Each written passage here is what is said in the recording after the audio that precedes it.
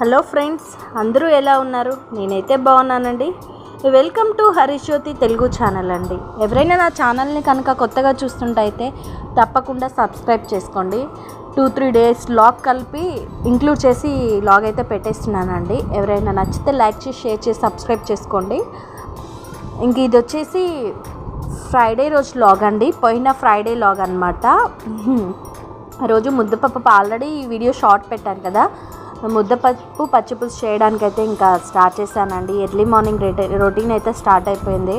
నేను 5కే లేచేస్తాను కాబట్టి త్వరగా ఫస్ట్ అయితే వంట చేసేసుకుంటానండి. నైట్ మొత్తమే ఈ మధ్య హాఫ్ డే స్కూల్స్ కదా, నైట్ మొత్తమే క్లీన్ చేసేసి పెట్టేసుకుంటున్నాను అనమాట. ఎందుకంటే ఇంకా ఎర్లీగా బయలుదేరాలి కదా. ఇంతకుముందే ఎర్లీ అండి మేము, ఇప్పుడు ఇంకా ఎర్లీగా బయలుదేరాల్సి వస్తుంది. అందువల్ల నైటే అంట్లు అవన్నీ క్లీన్ చేసేసుకొని, గ్యాస్ అవన్నీ క్లీన్ చేసుకొని ఎర్లీ మార్నింగ్ అయితే ఇంకా స్టార్ట్ చేసేసాను.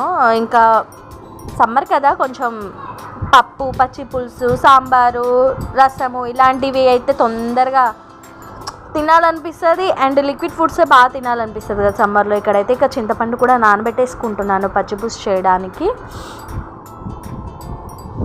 ఇక్కడైతే మ్యూజిక్ వినేసేయండి, మ్యూజిక్ వింటూ లాగ్ చూసేసేయండి.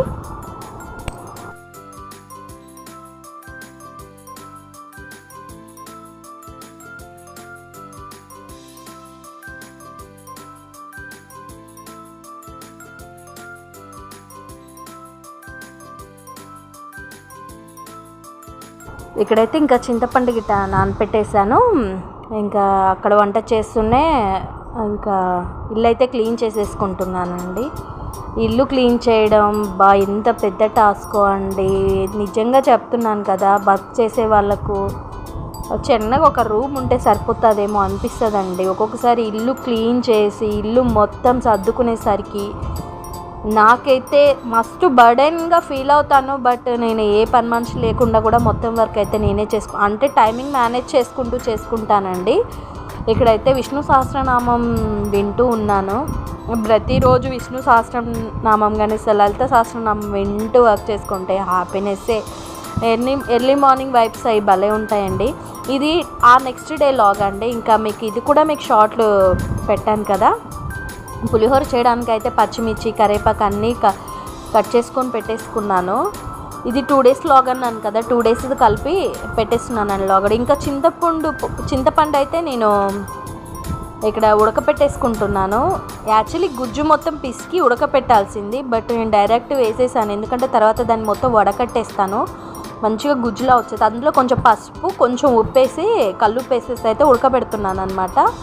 ఇక ఎప్పటికప్పుడు క్లీన్ చేసుకోవాలండి, లేకపోతే అక్కడ మొత్తం ఇంకా అంత స్ప్రెడ్ అయిపోయి చిరాగ్గా ఉంటుంది. ఇది ఒక్క అలవాటు అయితే నాకు అసలు మారట్లేదండి. ఎప్పటికప్పుడు క్లీన్ చేస్తూనే ఉంటాను.